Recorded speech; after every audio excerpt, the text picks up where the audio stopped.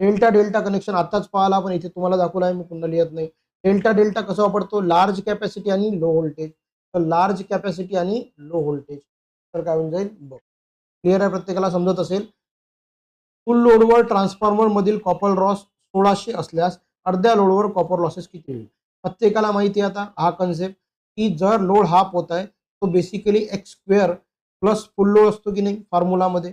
Simple आहे की अर्ध्या लोडवर म्हणजे हाफच्या वर्गावर किती आहे म्हणते तो फुल लोडचं 1600.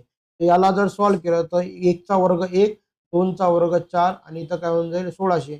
4 1 4, 4 चूक 16 आणि 0 म्हणजे किती होऊन जाईल 400. बिलकुल लक्षात असू दे. नेक्स्ट प्रश्न, शॉर्ट सर्किट टेस्ट मध्ये आयरन लॉसेस का लक्षात घेतले जात नाही.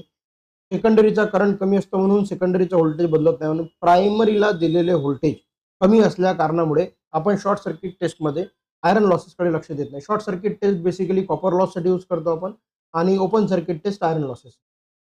जर ट्रान्सफॉर्मरची सप्लाय फ्रिक्वेन्सी वाढली तर आयरन लॉसेस. सिंपल आहे, तुम्हाला आयरन लॉसेस आणि आयरन लॉसेसचे फॉर्म्युले माहिती आहे तुम्हाला. Iron losses in the sense eddy current, आणि दोन्ही याच्यामध्ये फ्रिक्वेन्सी येतं, त्यामुळे फ्रिक्वेन्सी जर वाढली तर लॉसेस आयरन लॉसेस सुद्धा वाढतील. 39 क्वेश्चनचा आन्सर काय होऊन जाईल क. नेक्स्ट प्रश्न आहे, पुढीलपैकी कोणते सप्लाय व्होल्टेज स्टँडर्ड व्होल्टेज नाही. 11 केव्ही स्टँडर्ड आहे, 33 केव्ही आहे, 66 आहे, 122 नाही, 132 होतं. 120 हे स्टँडर्ड व्होल्टेज नाही. पुढीलपैकी कोणते संरक्षण लहान क्षमतेच्या ट्रान्सफॉर्मरला दिले जात नाही. लहान क्षमतेचा बेसिक ट्रान्सफॉर्मर आहे तिथं आपण बुकोज रिले लावत बसत. बुकोज रिलेचं एक आपलं इम्पॉर्टन्स आहे.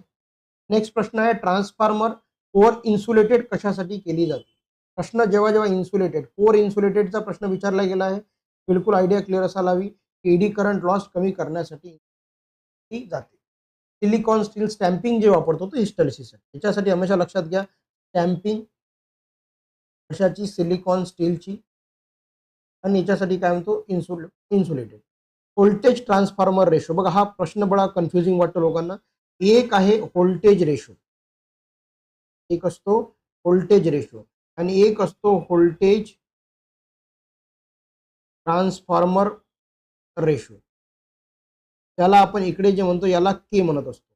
व्होल्टेज रेशो काय असतो, व्होल्टेज रेशो जर विचारला कोणी तुम्हाला तर तो V1/V2 होतो, म्हणजे याला आपण म्हणा प्रायमरी बाय सेकंडरी.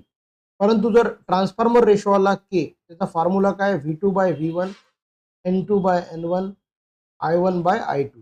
त्या कारणामुळे इथे हवं सेकंडरी बाय